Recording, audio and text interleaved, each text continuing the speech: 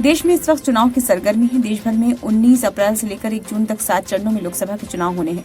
पहले और दूसरे चरण के नामांकन की प्रक्रिया समाप्त हो गई है। पहले चरण में 21 राज्यों की 102 सीटों के लिए 19 अप्रैल को मतदान होगा। वहीं दूसरे चरण में 13 राज्यों की 89 सीटों के लिए 26 अप्रैल को लोग वोट करेंगे। 2 चरणों की नामांकन प्रक्रिया पूरे होने के साथ 191 सीटों के मुकाबलों की तस्वीर साफ हो चुकी है। कई सीटों पर चेहरों ने सियासी लड़ाई को दिलचस्प बना दिया है।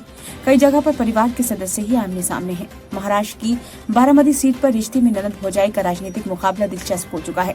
यहाँ राष्ट्रवादी कांग्रेस पार्टी ने सुनेत्रा पवार को लोकसभा चुनाव 2024 के लिए उम्मीदवार बनाया है।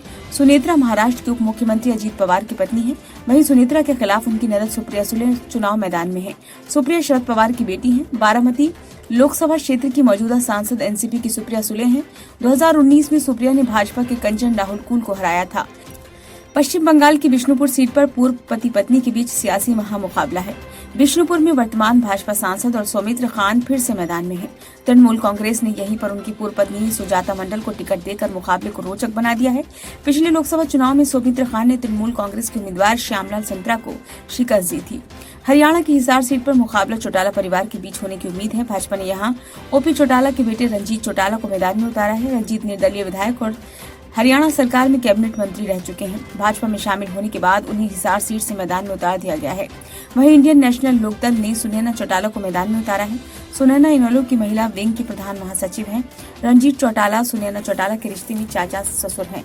जेजेपी यानी जन नायक जनता पार्टी भी हिसार सीट से ओम प्रकाश चौटाला की एक और बहू नैना चौटाला को मैदान में उतारने की तैयारी में है। पूर्व उप मुख्यमंत्री दुष्यंत चौटाला की मां नैना बाढ़रा चौटाला सीट से विधायक हैं।